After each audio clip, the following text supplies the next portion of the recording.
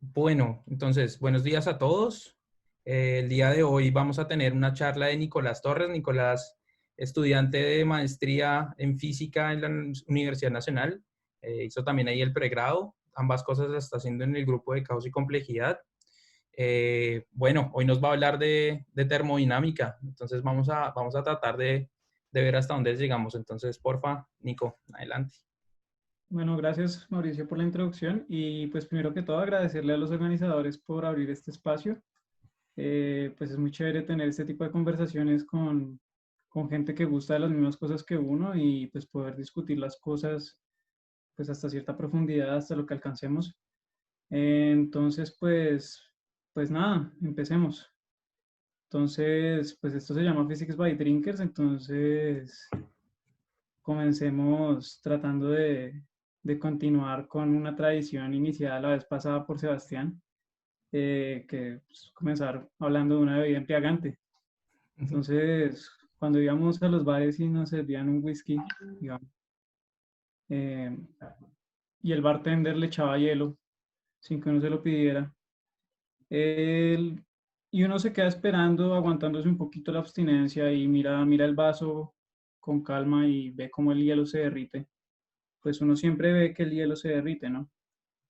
La energía que hay almacenada en el whisky en forma de calor pasa al hielo y este se derrite y el whisky, la mezcla se enfría. Pero si nosotros esperamos y esperamos y esperamos, el whisky, el hielo nunca se vuelve a formar. Entonces a esto lo conocemos como irreversibilidad. Y este va a ser un concepto que atraviesa la física transversalmente y pues va a ser como una gran parte de la discusión del día de hoy, de la naturaleza de este concepto. Eh, y una de las grandes preguntas que hay acá es por qué si las leyes de Newton, por ejemplo, la ecuación de Schrödinger, en el caso cuántico, por qué si estas ecuaciones son reversibles respecto al tiempo, pasan estas cosas, porque hay ciertas configuraciones que son más privilegiadas que otras. Entonces, antes de entrar a entender por qué pasa esto, pues voy a introducir unas referencias. El libro de la izquierda es un libro que está pensado para dar un curso de termodinámica cuántica de pregrado, por así decirlo, con prerequisitos en mecánica cuántica y física y mecánica estadística. Entonces es como un buen libro para arrancar y tiene muchos temas en mecánica cuántica. Uno puede hablar ya incluso de motores cuánticos, de baterías, de un montón de cosas. Y pues en este libro están tratados todos estos temas. Y el libro de la derecha es más como una monografía en donde se resume el estado del arte actual de la termodinámica cuántica, porque pues la termodinámica cuántica es una teoría que está emergiendo todavía, hay mucho que trabajar acá, hay muchas cosas nuevas, entonces la discusión es muy activa y hay muchos papers y hay mucha discusión alrededor de temas un poco dispersos, a veces incluso recurrentes y no sé, a veces se repiten muchos temas, pero pues bueno, acá uno siempre es como un buen libro de consulta, si uno quiere abordar algún tema, uno va y mira el índice y eso está lleno de vainas. Entonces, bueno, comencemos por el comienzo. Entonces, voy a introducir unas preguntas. Estas son las preguntas que quiero que tengamos en mente a lo largo de la charla. ¿Qué es el trabajo y qué es el calor? Y si son lo mismo en el régimen clásico y en el cuántico. ¿Qué es el concepto de información y cómo está relacionado con la irreversibilidad? Y pues vamos a ver que eso está completamente relacionado con la entropía, que está relacionada con el calor y el trabajo por medio de la primera ley de la termodinámica y de la segunda. ¿Y qué es la termodinámica cuántica? Entonces, como el camino por el que nos voy a llevar el día de hoy es que vamos a intentar llegar desde la termodinámica hasta la teoría de la información y de la teoría de la información vamos a tratar de saltar al régimen cuántico para pues tratar de comparar estos dos regímenes y ver cuáles son como las similitudes también que hay, porque aquí hay leyes muy transversales a toda la física que podemos discutir. Entonces, bueno, ¿qué es el trabajo? Cuando uno ve mecánica newtoniana, por ejemplo, o incluso cálculo vectorial, a uno le presentan el trabajo por medio de esta integral. y pues lo que le dice a uno el trabajo básicamente es cuánta energía necesito yo para mover un punto de un punto de masa, digamos, de una partícula puntual, digamos, de un punto a otro, sobre la cual actúa una fuerza F. Entonces, esto está relacionado con la energía mecánica y pues la podemos entender de esta forma como la escribo acá. Pero pues notemos que esta definición pues depende de una trayectoria y pues vamos a ver que no siempre es así. A uno le hablan allá de fuerzas conservativas, por ejemplo, que son independientes del camino que uno tome para calcular el trabajo y pues este tipo de fuerzas conservan la energía mecánica y permiten una descripción potencial del sistema, pero en general eso no ocurre. En general el trabajo depende de la trayectoria que uno escoja. Entonces esas son las fuerzas no conservativas, es lo que llaman allá fuerzas no conservativas, pero cuando uno mira allá en mecánica, pues las leyes de Newton pueden dar cuenta de las pérdidas de energía en un sistema simplemente calculando la energía por medio de la integral de camino. Lo importante acá, lo que quiero que recordemos y lo que quiero que se nos quede en la cabeza es, por ejemplo, la forma diferencial del trabajo que depende de una fuerza y de un desplazamiento. Estas fuerzas pueden ser generalizadas y estos desplazamientos también. Podríamos estar hablando de momentos, por ejemplo. Podríamos estar hablando de campos eléctricos. Podríamos estar hablando de otras magnitudes. Pero pues hoy nos vamos a concentrar sobre todo, por ejemplo, en la presión y el volumen, que son como los casos más sencillos. Entonces, Nico, pensemos, sí, claro. Nico, una cosita. Se vuelve un poquito la anterior. Ahí es, o sea, ahí ese error del tipping, de esa D con barra o esa D con barra tiene algún sentido que No, lo eso es puso así. intencional. Eso es intencional. Eso es un Ajá, diferencial inexacto. Eso lo que significa es precisamente lo que acabo de decir, que el trabajo depende del camino que tomemos. Si no lo tuvieras los diferenciales exactos, como por ejemplo el desplazamiento, pues no depende. Si uno calcula la integral cerrada, digamos, darían cero. Pero no, el trabajo no. El trabajo depende del desplazamiento, aunque uno puede hacer una transformación, que es lo que uno llama ya encontrar el factor integrante y pues escribir estos diferenciales en términos de diferenciales ordinarios, pues. Entonces ok. vamos a ver que esto mismo ocurre con el calor. El calor también es una variable inexacta, es un diferencial inexacto. Y pues vamos a ver que de hecho la entropía entra ahí como, Pero como esa a es la cosa jugar ahí ese papel. importante, ¿no? Que si usted tiene un diferencial inexacto, no es, yo no sé, entonces esa pregunta es más como para Dani. No es seguro que usted pueda encontrar el factor integrante que le ayude a integrar esa cantidad. No es, o sea, la existencia de eso no es, Sí, no ahí hay un está. problema, o sea, de cierta manera, esta noción de, digamos, de diferencial exacto está relacionada también con una idea como de localidad de la cantidad, o sea, que usted pueda como describirla en sus variables, es decir, por ejemplo, en la posición, alrededor bien, o sea, como que alrededor de cierto, del punto o de cierto punto, como tener eso es como la noción de tener un espacio de fase bien definido ahí, Pues como lo que uno ahorita, tenía en ahorita que hablemos, ahorita que hablemos de la ley cero de la termodinámica, podemos retomar eso, porque Sí, pues eso va a estar relacionado con la variedad termodinámica. Pero básicamente entonces ese diferencial inexacto está asociado a que el trabajo depende del camino que se toma. Si es para fuerzas conservativas, el diferencial sería exacto, ¿verdad? Sí. Ah, listo. sí, sí, es básicamente como sencillo ahí. Bueno, entonces para introducir el concepto de calor, pensemos en una persona que está tratando de levantar un barril pesado aprovechando su peso por medio de una polea que no tiene fricción. Entonces, si él jala la polea, si él jala la cuerda hacia arriba y hacia arriba y después la devuelve sin soltarla si él jala la cuerda hacia abajo y la devuelve sin soltarla hacia arriba, pues el barril va a subir y a bajar respectivamente. Y en ese caso no van a haber pérdidas de energía si no hay fricción con el aire, pero pues las manos del man no, pues sí tienen fricción, porque si no, no podría estar agarrando la cuerda en primer lugar, ¿no?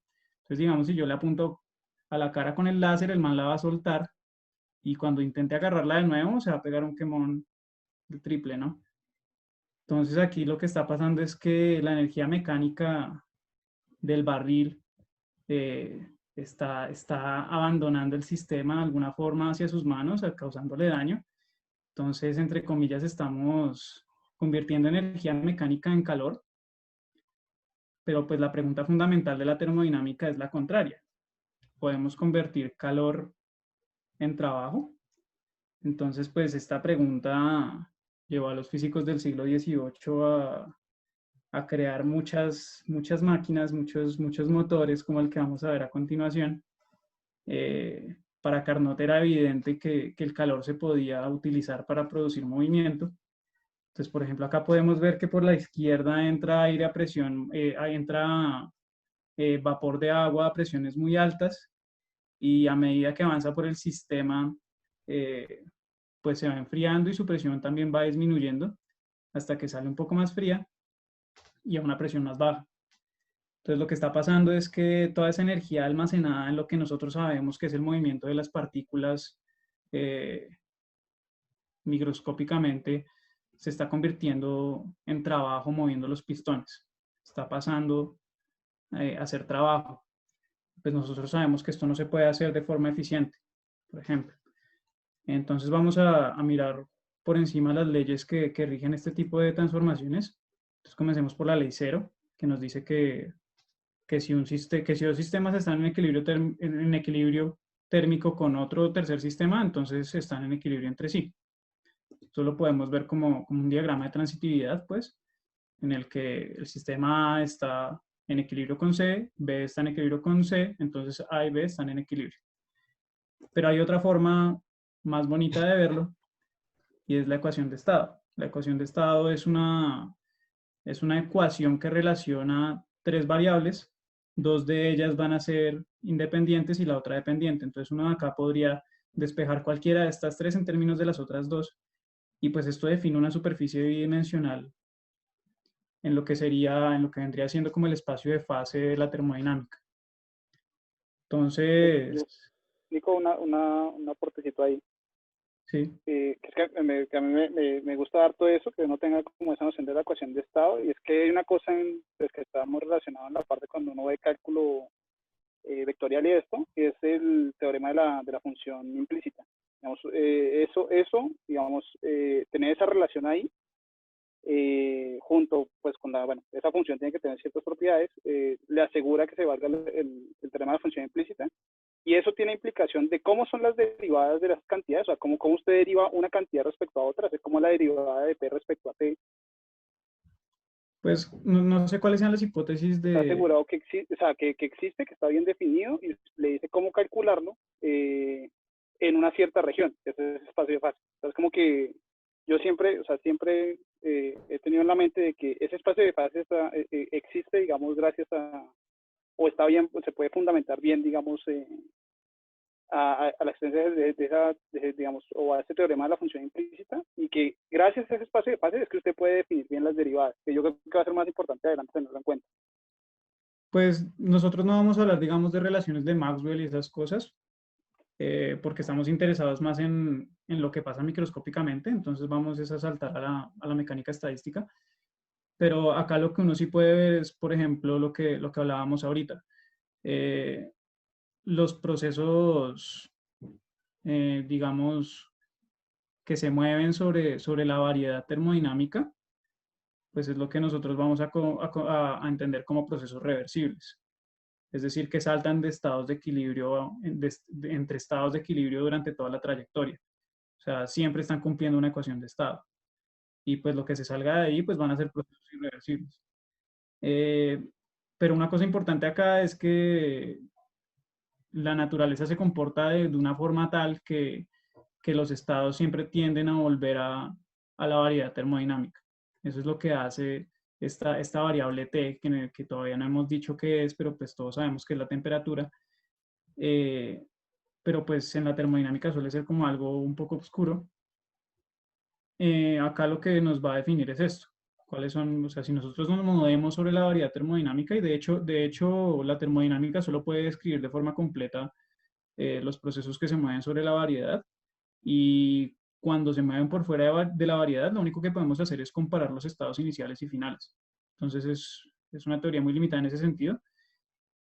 Pero digamos, no sé qué tan relacionado esté lo que usted dice con, por ejemplo, las transiciones de fase, porque uno podría considerar estas variedades como funciones que no son continuas ni diferenciables y pues ahí ya empiezan a pasar cosas raras.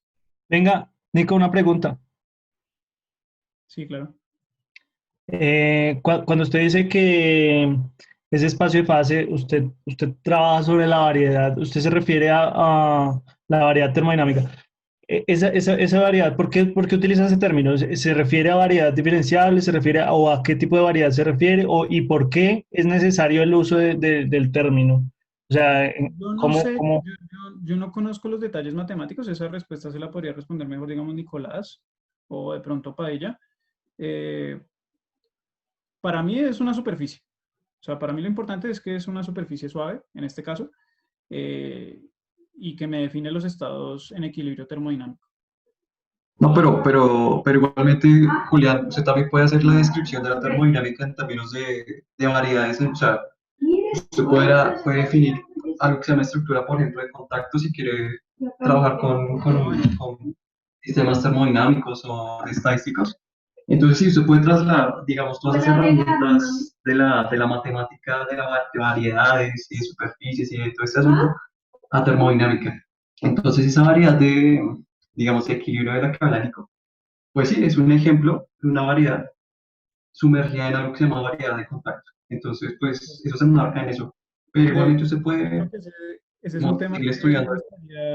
me gustaría discutir después de la charla porque, digamos, yo siempre me he preguntado si la geometría de contacto le permite a uno describir procesos fuera del equilibrio. Eso Entonces, sí, eso es una discusión muy chévere. No, eso también, o sea, tiene mucha tela y es posible, pero sí, o sea, tiene la razón, eso se hace Sí, sí, después. sí, precisamente la pregunta iba orientada a eso, o sea, ¿por qué es necesario? Porque ese es un, pues, o sea, eso es como una metralleta, weón, pues, para matar una mosquita, porque, Mm, pero no, obviamente eso se usa para muchas cosas, todo bien, sigan. mm. bueno, Perdón. entonces sigamos Yo, con la primera ley pues, y yo solo pues quería decir una cosita más y ya, ya y seguimos. Igual sí lo podemos discutir al final. Sí, o sea, digamos, lo que yo mencionaba era de que esa ecuación de estado es la que le está asegurando, y pues bueno, las ciertas propiedades que va a tener esa ecuación de estado o esa función que le está definiendo la ecuación de estado, aunque uno supone, o sea, no sé, eso yo siento que es como más como una imposición ahí de que debería existir algo así, ¿no? Pero eso le asegura que exista esa superficie o ese espacio de fase, ¿no?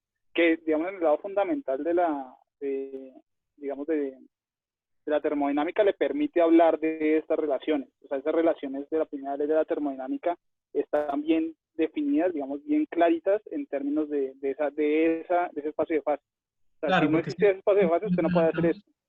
si nos adelantamos un poco a la discusión, incluso podríamos llegar a decir que la variedad termodinámica pues me está definiendo cuáles son los estados de máxima entropía, ¿no? Que son los Sí, estados también, también. de- Digamos que ahí hay una explicación fuerte, digamos, de que exista ese espacio de fase. Y bueno, ya fuera del equilibrio ya comienza una, ¿será que existe? ¿Será que no existe? ¿Cómo es la cosa? Y bueno, ya además, digamos, esa superficie, pues resulta que usted la puede dotar con una estructura de variedad, creo que con una estructura compleja y todo eso va hacia la estructura de contacto. Pero bueno, o sea, esos son detalles que pueden servir para otras cosas, pero desde el punto fundamental es de que usted tiene un espacio de fase y gracias a eso, pues de momento, estas relaciones son ciertas, son claras, o sea, se pueden establecer bien establecidas eh, claramente y jugar, ¿no? Digamos, es lo que uno hace usualmente también es que paso a derivar el diferencial que los matemáticos le molestan tanto a los físicos, eso está bien hecho, eso está bien justificado a través de la existencia de espacio de fase. Bueno, sí, otra cosa que hay que decir ahí es que todos los procesos que ocurran enteramente sobre la variedad, pues están ocurriendo de forma cuasi estática, ¿no? Entonces toman tiempos infinitos para realizarse y pues Pero son igual, Sí, físicamente eso tiene un montón de imposibles. problemas, o sea, ya es meternos en muchos líos, ¿no? Porque Sí, exacto. volver a definir qué es un proceso adiabático, que es básicamente un proceso que se mueve sobre esa curva, sobre esa superficie, o esa variedad, lo que sea, o que sea cuasi estático, eso va a llevar a muchos problemas, entonces yo creo que no nos metamos mucho ahí.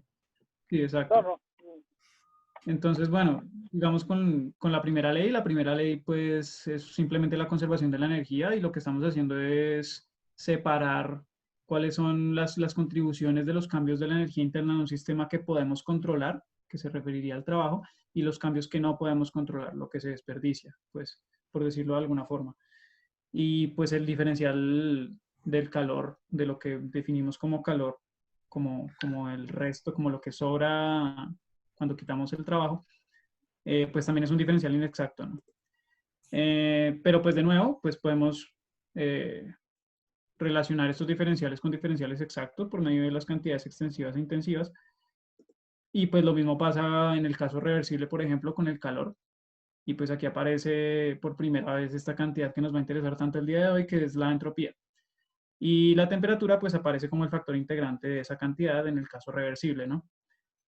Esto solo pasa en el caso reversible. Cuando no, pues ya nos toca meter la segunda ley, que nos dice que cualquier proceso que ocurre en la naturaleza procede en un sentido tal que la suma de las entropías que toman parte en el proceso incrementa. Entonces, esta cantidad que introducimos aquí como una variable de estado, como una ecuación de estado, ya me está definiendo cuál va a ser la dirección privilegiada en la que se van a mover los estados en mi sistema, ¿no?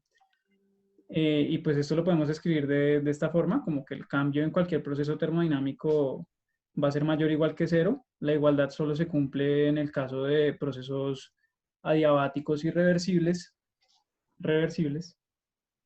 Y pues de hecho uno de los ejemplos más importantes que vamos a ver hoy va a estar metido acá. Y pues otra propiedad interesante que tiene la entropía es que la entropía de un sistema compuesto de varias partes es la suma de la entropía de sus partes. Pero bueno, la termodinámica se nos queda corta. Hay un montón de cosas más por decir, es decir, tampoco quiero irme muy lejos, pero por ejemplo cosas como que realmente uno pueda integrar esos diferenciales de calor y de trabajo es muy raro, es decir, eso en general no se puede hacer. Sí. Y la termodinámica es uno de esos casos súper especiales, súper específicos que permiten encontrar esos factores integrantes que resultan ser cantidades termodinámicas que son medibles de alguna manera, ¿no? Pues digamos que la termodinámica es muy útil para comparar estados en equilibrio. Eso es para lo que más sirve. De resto, solo puede describir procesos adiabáticos, reversibles, procesos sobre la variedad termodinámica. Procesos que se salen de ahí, ya la termodinámica no puede hacer nada para describirlos. Eso, y adiabático Puede describir significa simplemente el cambio de la lo que entropía cambia. cero, ¿no? Puede comparar los estados. Entonces, pues, por esa razón se nos empieza a quedar corta. Sí.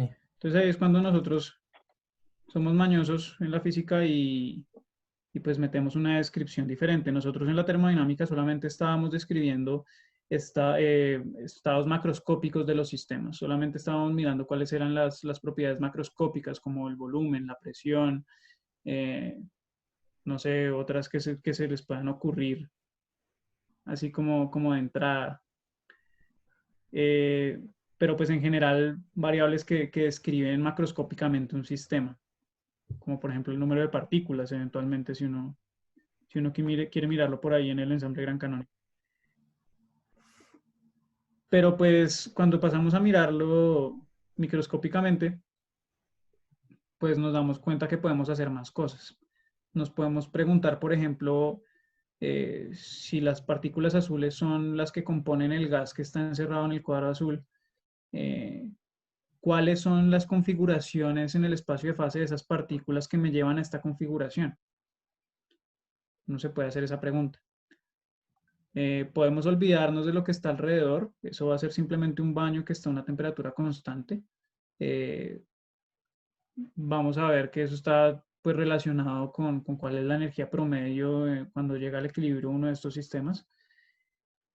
Pero pues digamos que si contamos todos los microestados posibles del sistema completo, pues llegamos a una ecuación de este estilo, en donde esta omega pues va a ser una función muy importante que llamamos la densidad de estados, ¿no?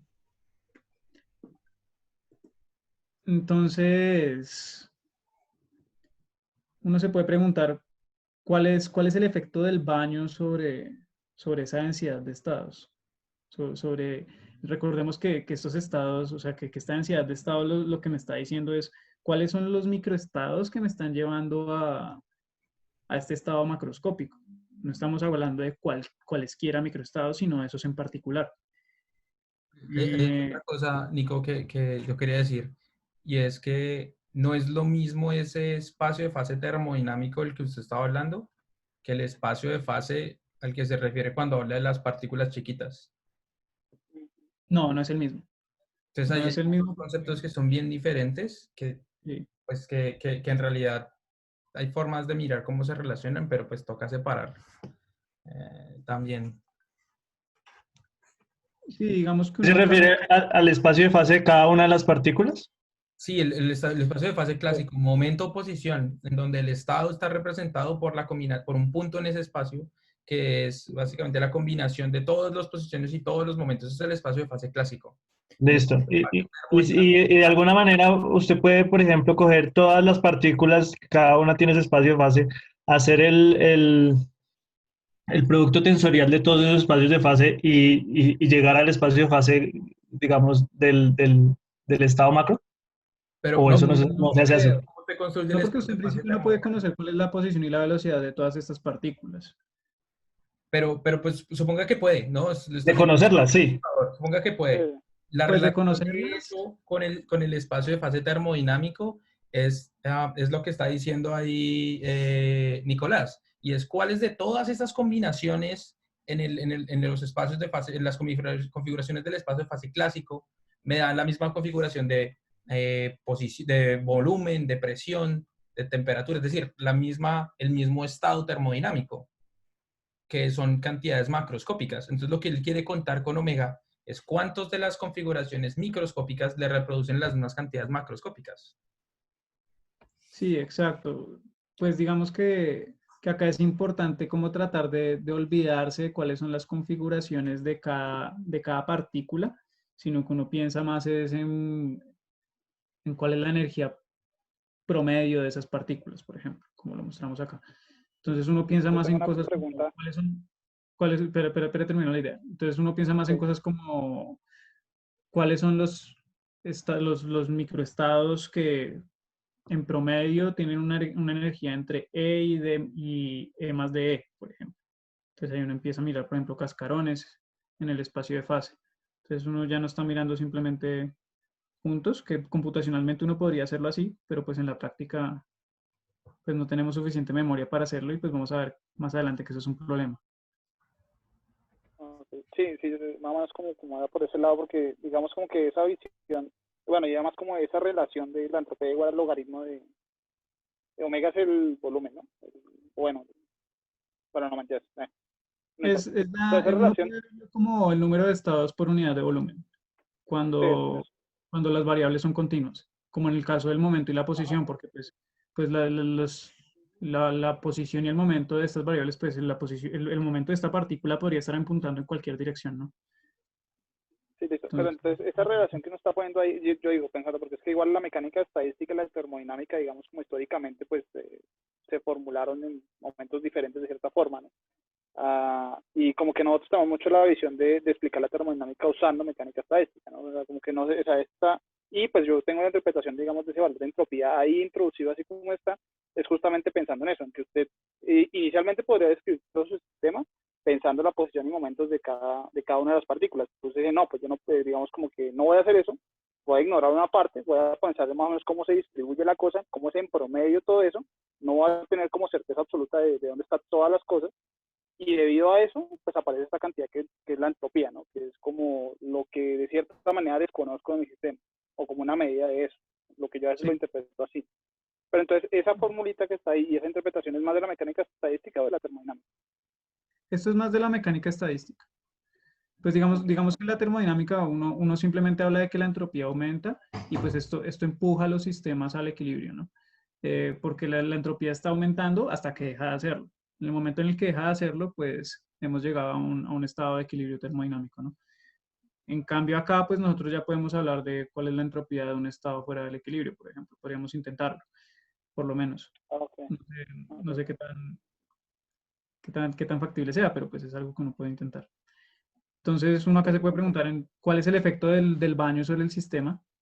Entonces, no sé si ustedes tengan una idea sobre qué es lo que va a cambiar sobre los microestados.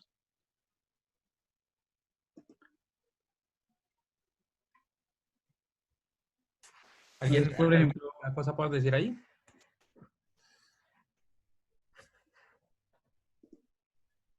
o sea, ¿No? en qué afecta el movimiento de estas partículas que están afuera del cuadro azul al cuadro que está dentro? ¿Cómo afecta a los microestados de las partículas azules? Pues igual uno siempre va a poder ver esto como algunas restricciones sobre los posibles estados que tenga el sistema. Entonces, lo que va a pasar al final del día es que si yo Eso, tengo, eh, perdón, no, que iba a decir, no, que si permite que partículas de adentro salgan afuera o no, No, y las de adentro salgan, no, esa solo, N que se muestra ahí es constante, ¿no? Aquí Pero hay estamos esa en... era la cosa, intercambio de calor en la era frontera. lo que iba a decir Mauro, creo. O sea, depende entonces qué restricciones tenga ahí como en la frontera, qué cosas puedan suceder ahí, ¿no? Pues digamos que, haciendo un poco de spoiler, pues realmente sí, o sea, uno en realidad puede considerar los estados, esta parte de acá es lo que me va a describir como los posibles macroestados. Uno puede ahí considerar cualquier cosa, ¿no? Uno puede ahí considerar las energías, los volúmenes, los cambios en el número de partículas, etcétera, etcétera. O sea, uno acá puede meter cualquier cosa que uno quiera. Lo que va a hacer el movimiento de las partículas de afuera es pues definir esta constante de acá que me va a cambiar las probabilidades de los microestados, ¿no? Y pues acá ya podemos empezar a mirar, pues a interpretar de una forma más concreta lo que es la temperatura, ¿no? Por medio del teorema de la equipartición de la energía, que nos dice que cada grado de libertad que aporta que cuadráticamente a la energía de un sistema aporta con esta cantidad de energía. Entonces, por ejemplo, si uno tiene un oscilador armónico, pues entonces tendría que la energía, un oscilador armónico en una dimensión, pues entonces uno tendría que la energía promedio estaría por Boltzmann-T. Pero pues eso es solo como para clarificar el concepto de temperatura, antes de pasar, antes decíamos, esta entropía que yo pongo acá es la entropía del sistema completo, ¿no? Esto me está describiendo el, los microestados del sistema baño, llamémoslo así, del sistema azul, como un todo. Cuando nosotros nos concentramos en el sistema azul, esa entropía cambia. Esa entropía se convierte en lo que en estadística, en mecánica estadística conocemos como la entropía de Gibbs. Y pues esto nos va a sonar muy familiar, por ejemplo, de la charla de Julián, porque pues tiene la misma forma que la entropía de Shannon, ¿no? Y pues la pregunta es ¿por qué? ¿Dónde entró la información acá? ¿En qué momento entró la teoría de la información en la mecánica estadística? Entonces, no sé si alguno quiera tratar de responder esa pregunta. ¿En qué momento entró la información en la física acá? Porque nosotros ya sabemos que esto está completamente relacionado con cuál es la Pues, información que está guardada, por decirlo así, que nos describe esta distribución de probabilidad, ¿no? pues el concepto de información ahí, como usted lo plantea, yo creo que aparece desde el punto de vista cuando usted decide contar el número de estados o el número de estados restrictos a posibles de esa cajita azul. Entonces, cuando usted cuenta ese número de estados que a cada uno le asigna una probabilidad, eso tiene noción de información, porque está prácticamente cuantificando los posibles estados físicos que puedan haber. Sí, de hecho, en el momento en el que uno decide escribir las posibilidades en términos de probabilidades, ya ahí está, en el momento en el que uno decide obviar cosas del sistema, pues ya está empezando como a meter ahí el concepto de alguna forma. Pero acá está apareciendo de forma emergente. Nosotros no lo estamos metiendo desde la teoría de la información, sino que está apareciendo a partir pues, del análisis microscópico de los estados de los sistemas, ¿no?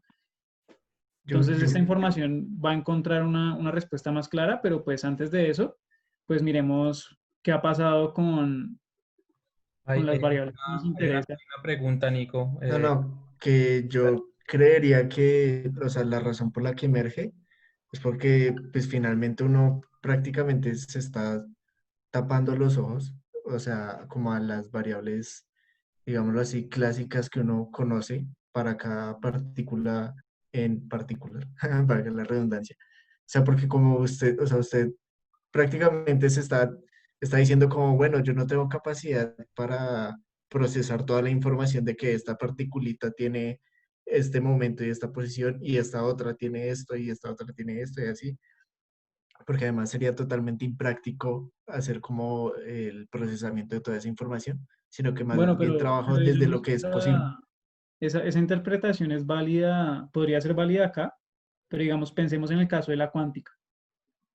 Entonces, allá las probabilidades ya no entran como una decisión que yo hago de ignorar el estado de Ah, un no, sistema. claramente no. O sea, ahí ya Entonces, entran como o algo sea, de si la uno teoría hiciera como tal. eso lo llevaría a uno a pensar, por ejemplo, en teorías de variables ocultas. Pero igual la cuestión realmente es en dónde entra la teoría de información, es en esta diapositiva, usted la puso a mano, ¿no? La idea de entropía viene de la termodinámica, y en la termodinámica surgió de otra forma y no tiene nada que ver con esto. Es decir, cuando usted empieza a escribir su teoría de una forma estadística, pensando en que tiene partes que constituyen el sistema a gran escala, y necesita poner estas probabilidades, pues ahí ya lo puede sacar de forma natural porque le sale como, pues a partir de estas probabilidades que usted impuso. Pero en la parte termodinámica, en principio uno no tiene razones para pensar que la entropía tenga algo que ver con información. Sí, exacto. Por ejemplo, en la termodinámica eso no es claro. En la termodinámica simplemente es algo que aparece, es incluso más emergente, ¿no? Sí, igual, entonces uno puede decir, no, pues a mí no me gusta mucho la entropía, eso es una cantidad termodinámica más. Yo puedo hacer mis cálculos en términos de entalpías, por ejemplo. Y Exacto. dependiendo de las La reacciones energía. químicas que uno esté analizando o los problemas que uno esté mirando, de pronto esas variables termodinámicas son más apropiadas para el problema en particular. Entonces yo creo que entra en el punto en donde nosotros empezamos a utilizar este tipo de acercamientos para explicar. Pero siempre se reducen esas variables que uno menciona, por ejemplo, la entalpía, la energía libre, digamos, cuando uno lo mira en la estocástica, pues siempre vuelven a lo mismo, siempre vuelven a este tipo de conceptos. O sea, siempre hay una función de partición que le dice a uno cómo se comportan estas variables en la mecánica estadística.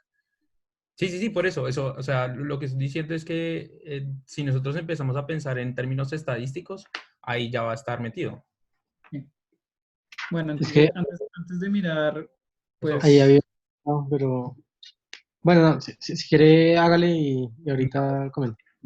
listo, pues antes de seguir con la teoría de la información que emerge de ahí, pues pensemos en qué ha pasado con el calor en el trabajo en este contexto. Entonces pensemos en un sistema discreto para no tener que escribir las integrales, en el que las probabilidades pues tienen esta forma, y si uno calcula el diferencial del promedio de la energía, pues puede escribirlo usando la regla de la cadena, y uno puede hacer esta distinción. Uno se da cuenta de que el trabajo corresponde con los cambios en las energías asequibles del sistema, por decirlo de alguna forma, mientras que el calor depende de los cambios en las distribuciones de probabilidades. Si uno cambia esta distribución de probabilidad de alguna forma, es decir, si cambia el estado macroscópico, pues entonces ahí ya empiezan a haber transferencias de calor, por ejemplo.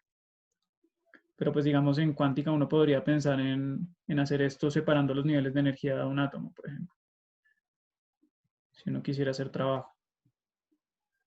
Entonces esto nos lleva... Nico, una dudita, qué pena. Claro. O sea, es que, digamos, hay algo que yo no tengo claro porque, digamos, tú dices que el calor viene de las distribuciones, del cambio en las distribuciones de probabilidad, ¿sí? Sí. Pero entonces, o sea, yo no sé si la dudaba, pero es como, o sea, esto es muy, o sea, creo que es fundamental, o bueno, no fundamental, sino básico. O sea, el hecho de que las distribuciones de probabilidad que yo tengo es dependiendo a mi conocimiento del sistema, ¿no? O sea, de lo que yo sé como de mis, o sea, o qué densidad de probabilidad yo le doy a mi sistema, ¿no? O sea, Pues en ese orden de ideas yo no podría cambiar el calor solo cambiando mi conocimiento sobre el sistema. de hecho sí. O sea, si nosotros nos ponemos a mirar como a seguir los grados de libertad, o sea, si uno se para en un gas y en lugar de mirar una partícula mira dos, pues entonces ahí van a cambiar, estas cantidades van a cambiar, porque pues ahora tu nuevo sistema, el sistema al que le estás haciendo seguimiento, va a ser distinto. O sea, el trabajo, por eso acá yo lo pongo de esta forma, es el cambio de la energía que podemos controlar. Entonces van a ser los grados de libertad que tú decidas seguir. Ok, ok, ok. Lo que puedas hacerlos desde el experimento, ¿no? Lo que Pero Sí, la sí, energía sí. promedio no puede, bueno, la promedio sí, pero la energía como tal no. ¿Sí? O sea, esas cantidades cambian cuando tú miras el sistema, por ejemplo, dos partículas, cambia el trabajo y cambia el calor, pero se conserva Exacto. El la cambio, energía. la suma se mantiene igual, independiente, porque esto es un diferencial exacto, ¿no? Los cambios de energía son diferenciales, los cambios de energía interna son diferenciales exactos. Entonces, sí, el final del día es que uno, pero es que ahí está la cosa, ahí es donde entra la cosa de la información. Yo decido qué variables miro y qué variables ignoro. Las variables que mido, en las cuales puedo controlar todo, son las que asocio con el trabajo. Y el resto son las que asocio con el calor, que esa fue la definición que usted dio al principio cuando nos puso la ecuación, que nos dijo que los grados de libertad sobre los cuales yo tengo control, trabajo, el resto, no importa cuánto sea, no importa cuáles sean, calor. Esa idea se va a mantener, esa idea se va a mantener siempre. Pero entonces ahora tratemos de ir más adentro del concepto de información, y entonces consideremos pues el demonio de Maxwell, que es un cabroncito que se cree muy listo y lo que hace es mirar qué partículas se están moviendo más rápido y deja pasar todas las partículas que se están moviendo rápido hacia un lado y todas las que se están moviendo lento las deja pasar hacia otro lado. Entonces, cuando él repite esto muchas veces, termina con dos gases separados por una membrana y en un lado tiene un gas más caliente que en el otro y usando esa diferencia de temperatura podría hacer trabajo. Entonces, ¿qué está pasando acá? ¿Se está violando la segunda ley de la termodinámica? Entonces, el demonio básicamente está utilizando su conocimiento sobre el sistema, le está midiendo cuáles son las velocidades de esas partículas. Digamos que clásicamente eso no tiene ningún costo. O sea, podría ser, digamos, un fotón que empuja una partícula muy grande y no le hace nada, pero pues le dice cuál es su posición y su velocidad. Y él puede utilizar, pues, esa entropía, esa disminución local de la entropía, por decirlo de alguna forma, para generar trabajo. Solo para aclarar, para que no pensemos como en los detalles experimentales de esto, pues que se puede hacer, de hecho, todo pasa cuasi estáticamente. Él puede mover la compuerta cuasi estáticamente, él podría quitar la membrana cuasi estáticamente. Todo lo que el demonio haga mecánicamente lo puede hacer de forma cuasi estática. Bueno, Entonces, yo tengo una acotación ahí. Usted dice que, que el demonio cuando mide no, eso no requiere costo. O sea, mi pregunta es, ¿medir un sistema no le cuesta a uno nada? clásicamente no. Y vamos a ver desde la teoría de la información por qué. Mm, o sea, ¿cómo mide usted clásicamente? Porque, Lo o que decía sea, ahorita, usted con fotones, los fotones que están rebotando en las partículas, usted los podría estar viendo, podrían ser pelotas en una mesa de billar. pero necesita algo externo para medir. Es que ese es el punto también del demonio de Maxwell. O sea, en la medida también hay algo interesante y es que usted siempre, o sea, usted no puede tener, por ejemplo, si usted tiene una caja negra, ¿sí? Y ahí tiene la membrana y todo eso negro, eh, usted va a ser de demonio. Usted necesita algo para poder medir y eso le va a generar algún costo, ¿sí? Sí, o sea, ¿sí me entiende? No O sea, necesariamente. poner una luz, poner Clásicamente no cualquier cosa, necesariamente. va a requerir un esfuerzo. O sea, dele una linterna. Sí, pero ¿Sí eso me hago es entender? lo que Nico creo que va a resolver un par de diapositivas más adelante, Julio. cuando, Sí, exacto. cuando La resuelva que... trampa no está ahí. La trampa está en otro lado. Bueno, Y pues vamos a ver por qué. Entonces, digamos, vamos a mirar el motor de Szilard, que es básicamente una partícula de un gas ideal que se está moviendo en una cajita. Y entonces el demonio pone casi estáticamente una pared. Y después de eso, el man dice, listo, voy a medirla. Si está a la izquierda, voy a poner una polea con un peso y voy a esperar a que esta vaina me mueva esa polea, empujando la pared hacia el otro lado. Entonces el man coge y le echa vaselina a esa pared y esa vaina se empieza a mover. Hasta que llega al otro lado y pues efectivamente ha hecho trabajo. Entonces, a partir del conocimiento que él tiene sobre ese sistema, pues él ha logrado sacar trabajo gratis, por decirlo de alguna forma. Entonces, suponiendo, digamos, esto es una expansión isotérmica, porque la velocidad de la partícula no está cambiando, ¿no?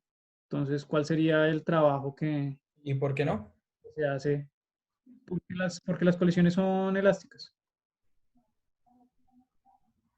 y todo ocurre casi estáticamente. La temperatura del gas es constante, o sea, si quiere métalo en un baño. Entonces Ok. la partícula siempre está moviéndose a la misma velocidad. Entonces, si consideramos que esto es una expansión isotérmica, ¿cuál es el trabajo que hace la pelotica sobre la pared? No sé si alguno quiere dar una respuesta. Teniendo en cuenta pues la ecuación de estado del gas ideal es Sí. EV igual a NK Boltzmann T, ¿no? ¿esto no es una integral sobre la presión? No, Sí, sí, pero pues acá lo que está pasando es que se está duplicando el volumen, ¿no? sí. Pues se aumenta la temperatura, teoría. Pero la temperatura no está cambiando, la temperatura se mantiene constante. Sí, es un Ujú. proceso Sí, isotérmico. eso le da como K2 T por logaritmo de algo. K Boltzmann T por el logaritmo de 2. Por el logaritmo de la red. Pues por lo Por que, El por lo que hace volumen. la integral de la ecuación de estado, que es 1 sobre B, y le queda logaritmo. ¿Sabes? Exacto. Ajá. Entonces, el demonio, que por cierto está acá, se nos robó el laboratorio de Physics by Drinkers, logró extraer una cantidad K Boltzmann T logaritmo natural de 2 de trabajo, haciéndonos esta trampa. Entonces, la pregunta es, ¿dónde está la trampa?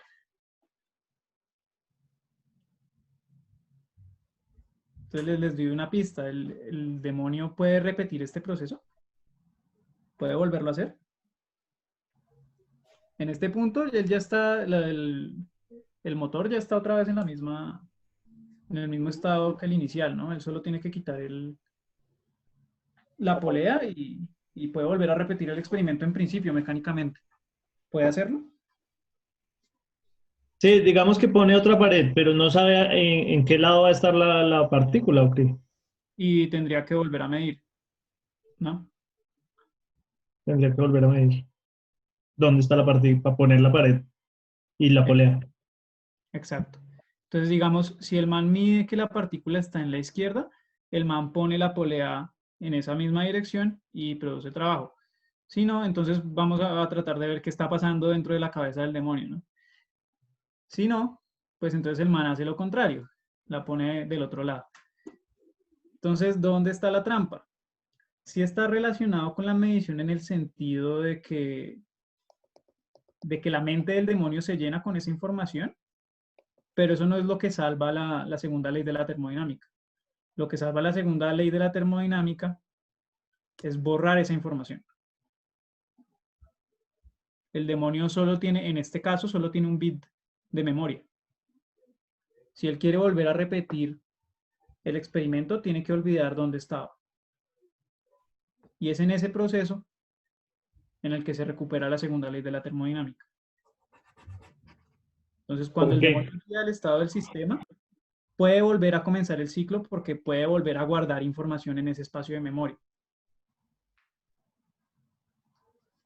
Entonces, pues este experimento tan sencillo pues nos está dando un montón de información, ¿no? Nos está diciendo, Pero yo no entendí, o sea, ¿por qué borrar la información, recuperar la segunda ley y no más bien, por ejemplo, tener un banco de memoria infinito, de información infinita? ¿Por porque qué? entonces usted tendría, bueno, digo, pues para empezar pongamos esa limitación, usted no puede tener una memoria infinita. Digamos que tiene que tener un número n de bits de memoria. Eso significa que usted repetiría el experimento n veces y tendría que olvidar eso para volver a empezar. Sí, lo único que cambia es el número de veces que puede completar el ciclo. O sea, si él tiene 2 bits de memoria, puede hacer el ciclo 2 veces y ahí ya no podría hacer nada más. Tendría que irse Listo, con su listo, memoria. pero entonces, ¿por qué borrando recupero la segunda ley? Eso, pues, es lo que vamos a ver. Pues primero, el principio del andador, pues lo podemos mostrar, enunciar de esa forma. Borrar un bit de información almacenada en un sistema dado implica la disipación de una cantidad mínima de energía en el ambiente. Entonces, miremoslo desde la segunda ley, ¿qué está pasando?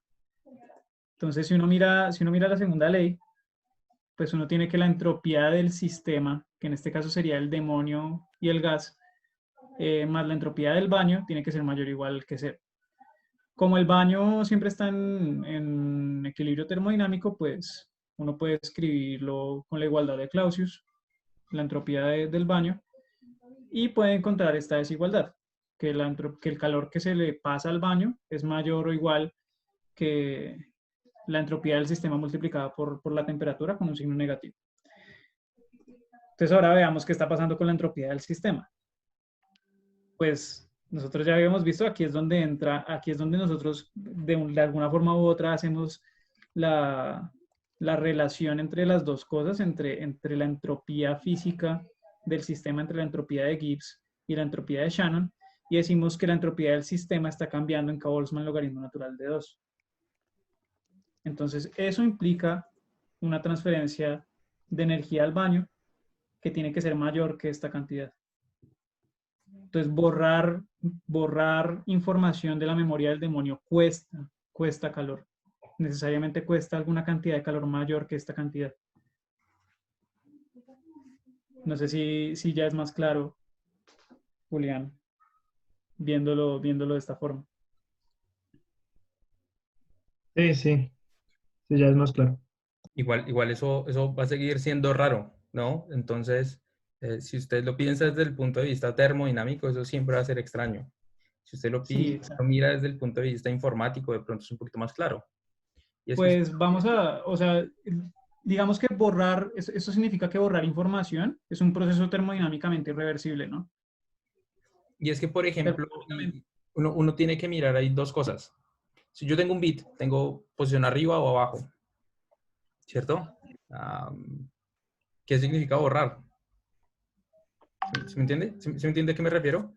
Pues uno puede definir un estado de referencia. Entonces, digamos, acá el estado de referencia que yo definí era el estado vacío. No sé si lo hice en algún momento, creo que no. Pero el estado de referencia que uno define, o sea, digamos, podría ser vacío, o sea, cuando vuelve a comenzar el ciclo, esto podría ser vacío, o sea, podrían ser 3 estados posibles de la memoria, izquierda, derecha o vacío, o podría ser simplemente que cuando el demonio olvida, siempre llega al estado izquierdo, o siempre llega al estado derecho y vuelve a empezar. Y eso no cambia el funcionamiento del demonio. O sea, yo podría decir que el estado de referencia es este en lugar de este. Entonces, sin importar cuál sea el estado, siempre vuelvo al mismo, siempre vuelvo al que haya dicho. Entonces aquí yo me hago esta pregunta, ¿cuál es la relación entre la física y la lógica entonces? Entonces miremos, por ejemplo, este enunciado que uno encuentra en algunos papers del principio de Landauer. Cualquier operación lógica irreversible no puede ser implementada en una forma termodinámicamente reversible. Entonces, por ejemplo, aquí voy a responder porque el hecho de escribir información en la memoria del demonio no tiene ningún costo. Escribir información en la memoria del demonio es una operación lógica reversible. ¿Qué significa que una operación lógica sea reversible? Pues que todos los resultados del sistema, todos los resultados a los que uno llega, son diferentes entre sí. Si uno quisiera partir de este resultado y llegar a alguno de estos, pues uno lo puede hacer. Es decir, uno puede ir de derecha a izquierda o de izquierda a derecha. Entonces, bueno, aquí yo les metí como de cabecita la puerta Sinot clásica. Esta no es la cuántica, pero pues vamos a ver que se puede mostrar de la misma forma. Entonces, por ejemplo, ¿qué pasa si el bit objetivo siempre es 0? Si el bit objetivo siempre es 0, entonces no importa que sea lo que yo le ponga al bit de control, el estado final siempre me va a dar una copia del otro. Entonces, copiar información, escribir información es un proceso reversible. ¿Sí? Porque la puerta Sinot es reversible. O sea, el estado 00 siempre me vuelve el 00 y el 11 siempre me vuelve el 10. Entonces, uno siempre puede copiar información utilizando la puerta Sinot. Creo que alguien escribió en el chat. Ah, pues es Mauricio. Siga tranquilo, todo bien. Entonces, una pregunta que uno se puede hacer es, por ejemplo, borrar información se puede hacer de forma reversible lógicamente.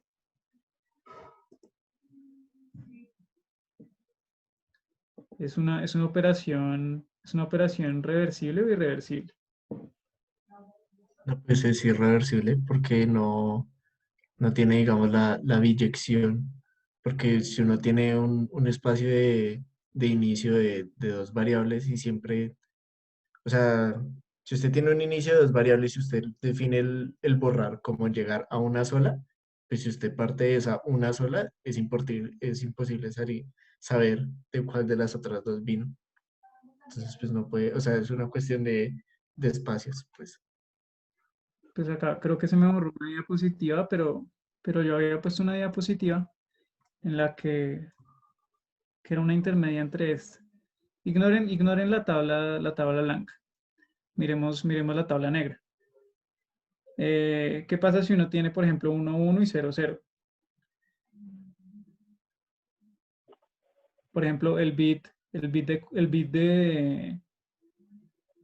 objetivo, el t, siempre vuelve al mismo estado, no vuelve a 0. Entonces, ¿no es eso borrar? ¿No estoy borrando el bit? Parece que yo me estoy perdiendo. No importa. Si yo pongo el mismo control que el objetivo, 1, 1 y 0, 0, el t, el de abajo, siempre me llega a 0. Siempre llega a 0, ¿no? Ese sería mi estado de referencia. ¿No estoy borrando el bit?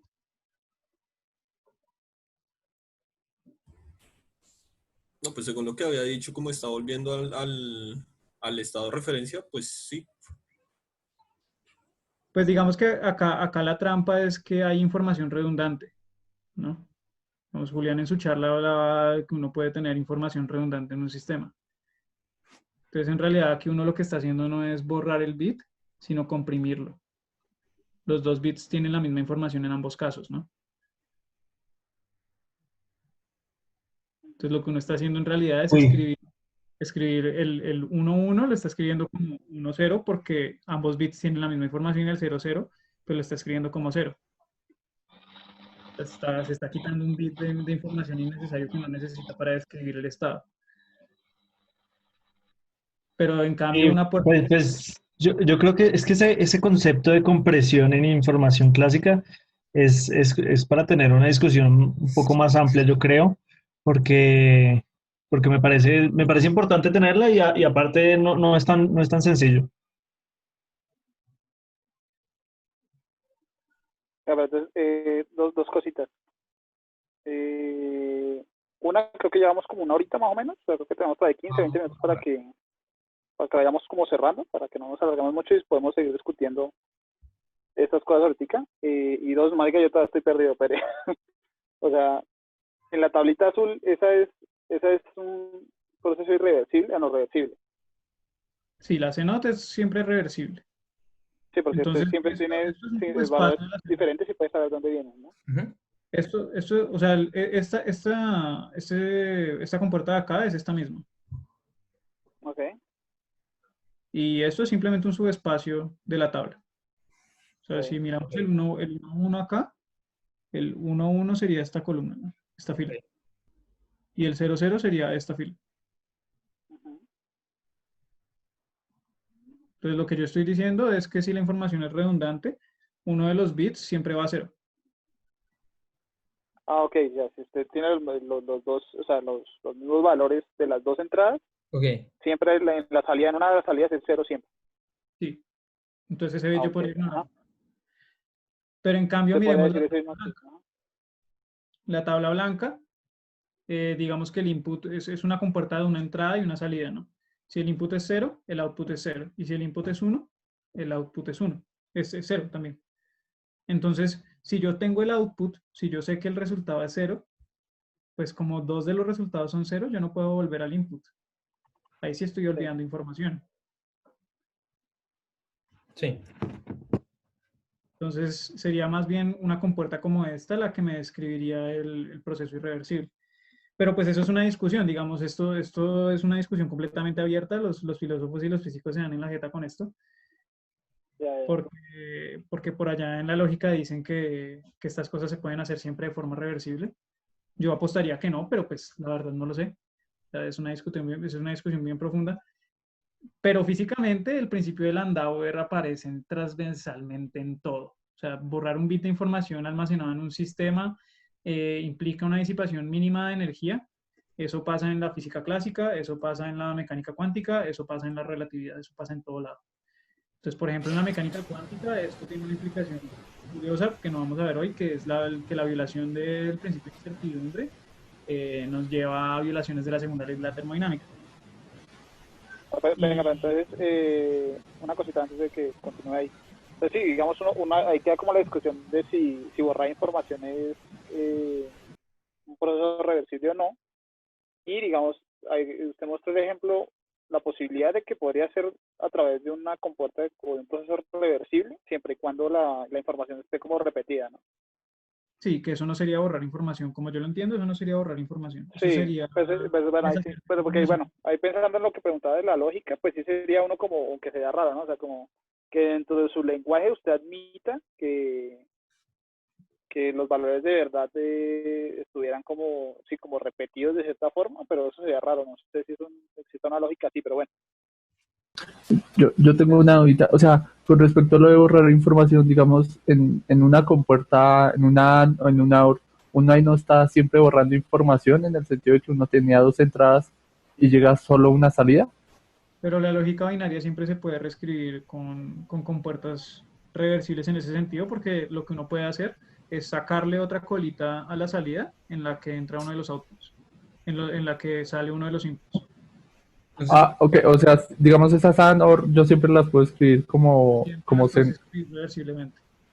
pero entonces ahí, o sea, ahí es mi duda, ¿no? O sea, o sea, yo tenía entendido que en esas compuertas uno perdía información, pues porque uno solo tiene un solo output.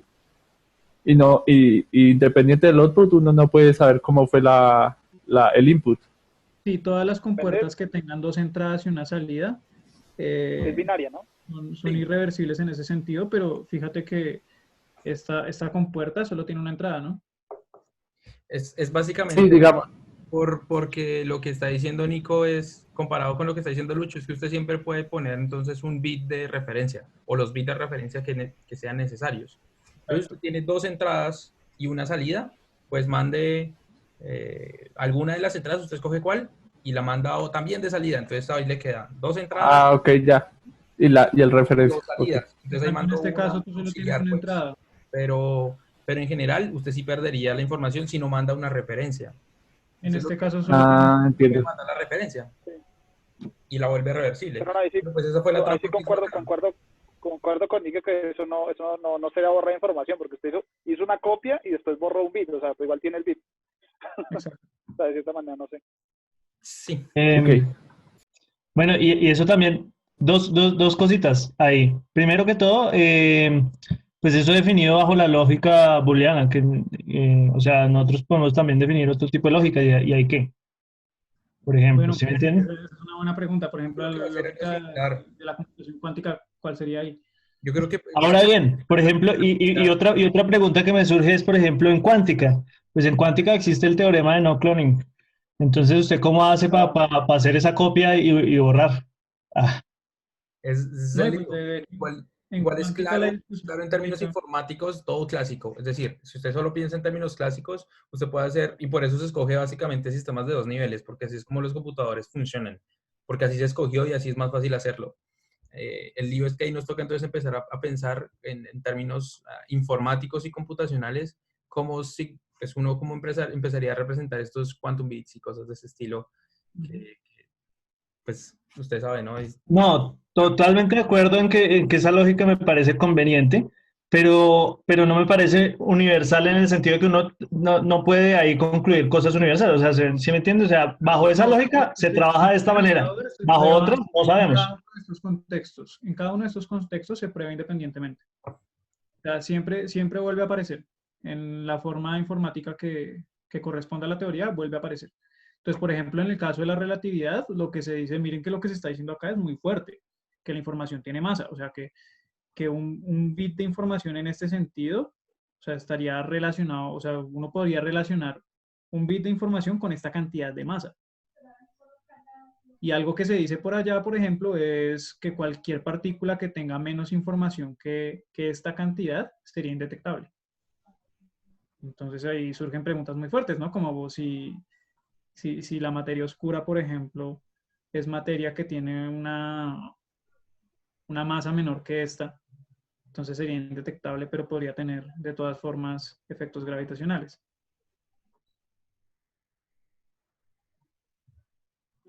¿Sí? Entonces ahí En ese caso, perdón, que le interrumpa. En ese caso, ¿cómo se define esa temperatura?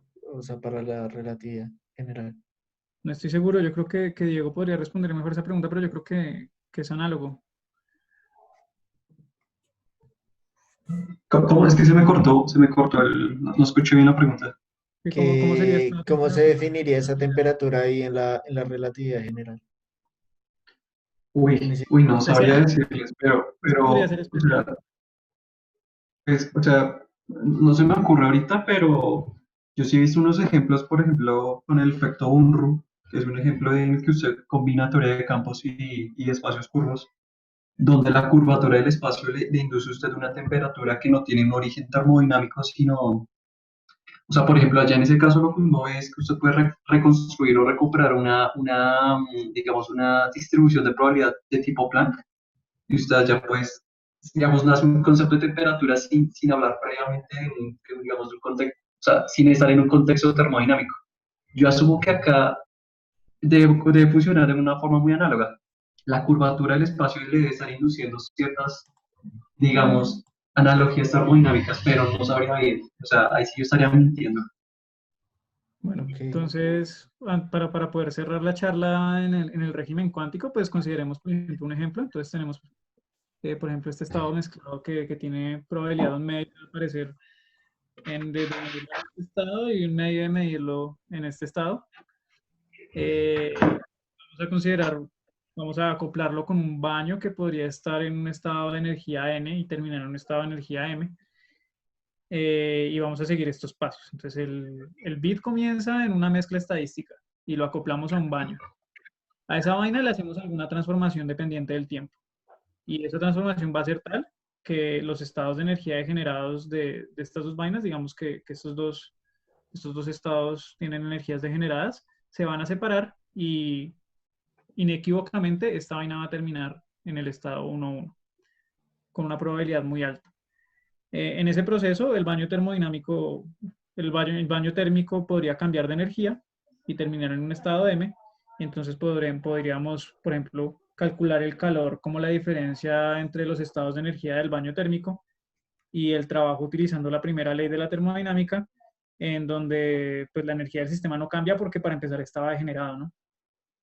Y pues cuando describimos el sistema de esta forma, pues en realidad no es que el sistema esté en una superposición de los dos estados, sino que está en alguno de los dos, ¿no? Es una mezcla, ¿no? no un estado superpuesto. Si uno hace eso, uno puede llegar exactamente a lo mismo, que borrar un bit de información en ese sentido de la mezcla, porque en este momento no tenemos ningún tipo de correlación cuántica y metida necesariamente. Uno llega de nuevo al principio del andador. Y entonces, ¿qué es el trabajo en el régimen cuántico, por ejemplo, para cerrar la charla y para redondearla alrededor de lo mismo por donde empezamos? Uno puede hacer muchas cosas para definirla. Entonces, en cuántica, el trabajo va a venir a depender de cómo mida uno la energía. Entonces, uno podría imaginarse muchas formas de hacerlo. Uno podría imaginarse en hacer una medida proyectiva al comienzo del proceso y una medida proyectiva al final del proceso y calcular la diferencia de las energías del sistema entre esos dos puntos. O uno podría llegar a pensar en, por ejemplo, monitorear el baño y calcular a partir de eso, de alguna forma, la energía interna del sistema. O uno podría considerar la estadística completa de las energías o hacerlo dependiendo del problema que uno esté resolviendo de alguna forma u otra. Entonces, esto es un tema de discusión, incluso en sistemas cerrados es algo que se discute, pero pues por lo general uno siempre termina cayendo a que para estados inicialmente incoherentes siempre se tiene que cumplir este esquema del TPM, que es de hacer dos medidas proyectivas de la energía al comienzo y al final del proceso. Lo que sí podemos decir es que debido a precisamente que el trabajo es un diferencial inexacto, o sea, que depende de la trayectoria, sabemos que no es un observable. ¿Por qué? Pues porque no es local, no es una operación local, depende del punto inicial y el final y podrían ser completamente distintos y pues depende del camino que tomemos. Y pues me gustaría cerrar esta charla diciendo, por ejemplo, que sin embargo, uno puede extraer, por ejemplo, trabajo de las coherencias cuánticas. Y pues por lo menos para mí esto es muy extraño, porque la coherencia es un concepto dependiente de la base que uno escoja, ¿no? Entonces, ¿cómo es eso? Si me roto y hago algo, puedo sacar trabajo, pero si lo veo en una base en la que esto es diagonal, ya no puedo. Entonces, quedan esas preguntas abiertas. Sí, ¿no? Y por ejemplo, ¿cómo definir el calor bien y el calor, trabajo, la el diferencia? calor, siempre y cuando uno pueda definir o sea, si uno escoge una de estas definiciones del trabajo, por medio de la primera ley de la termodinámica, uno puede ya tratar de sacar una definición del calor en ese mismo sentido, ¿no? O sea, va a depender directamente de cuál es. Por ejemplo, yo he visto un approach que es, yo he visto una variante que es definir el calor y el trabajo a partir de operadores unitarios y no unitarios. Eso me parece súper rarísimo. Sí, sí, el experto en ese approach está aquí y es Alejo. Pero es que sí, es decir, la cuestión es que en este punto no hay una forma única en la cual uno pueda hacer este tipo de definiciones.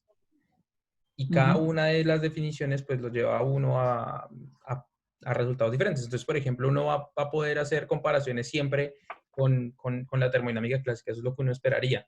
Entonces, lo primero es eso, por ejemplo, lo que muestra Nico es, pues miremos qué pasó en el proceso que ocurrió dada la dinámica entre reacción sistema-baño o lo que sea, o la que dice Juli es, no, estudiemos la dinámica separando digamos, las acciones que pueda tener dicho hamiltoniano en el sistema y que de pronto esa pueda ser más natural desde algún punto de vista y esta que muestra Nicolás, pues que es práctica, es buena en el punto de vista práctico, en donde, bueno, pues miramos configuración inicial y final, hagámoslo muchas veces y miremos una estadística detrás, porque igual eso es la cosa, uno siempre va a tener que mirar estas cosas en promedios, no con una única medición. Para concluir ahí respecto a lo que dice Mauricio, por ejemplo, el TPM, el Two Point Measurement Protocol, tiene un problema y es que siempre al comienzo de la medición, o sea, como estoy midiendo proyectivamente, estoy matando todas las coherencias desde el comienzo, ¿no? Entonces eso empieza a evolucionar de nuevo. Pero la vieja confiable, y es algo de lo que no hablamos en la clásica de hoy porque pues no daba el tiempo, es hacerlo estocásticamente, ¿no? Entonces es sacar una ecuación maestra y mirar qué ocurre ahí. Pero pues eso ya tela para otra charla completa.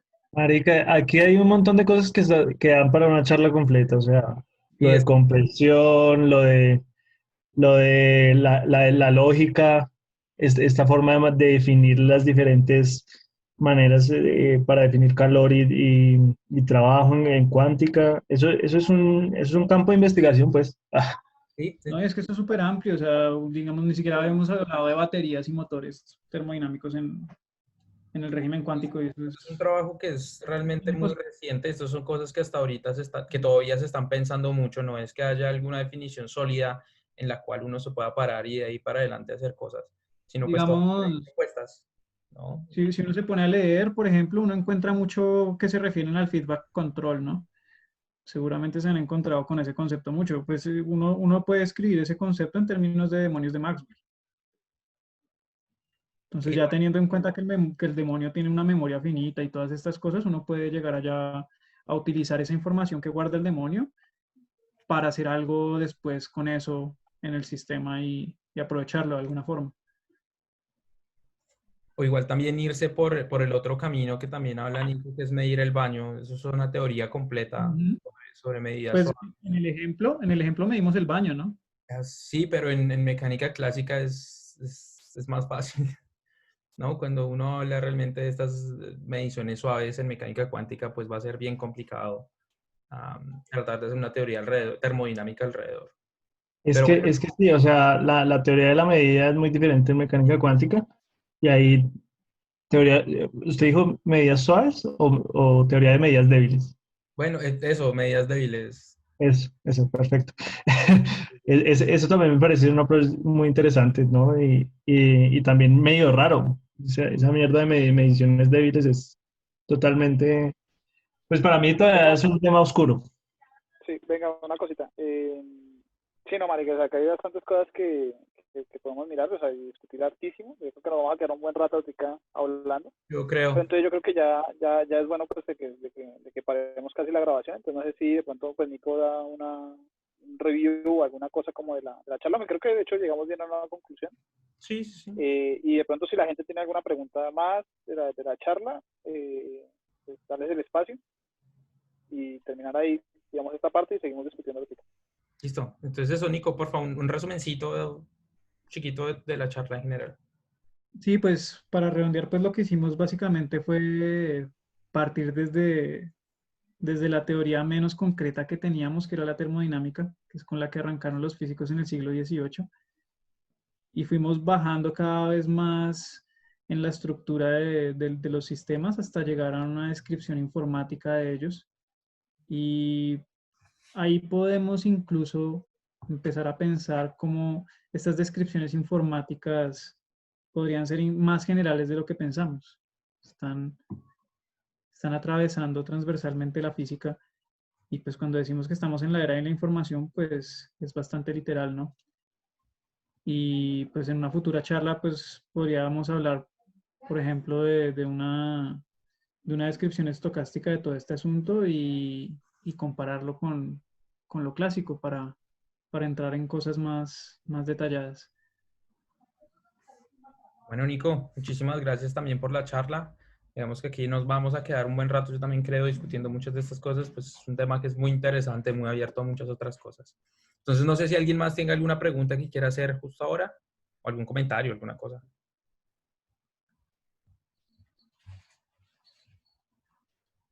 No, ¿No? listo. Entonces, gracias a todos por la asistencia, gracias a todos, a Nicolás por la charla. Está muy interesante el tema. Y pues damos por concluida entonces la sesión de Physics by Drinkers por hoy.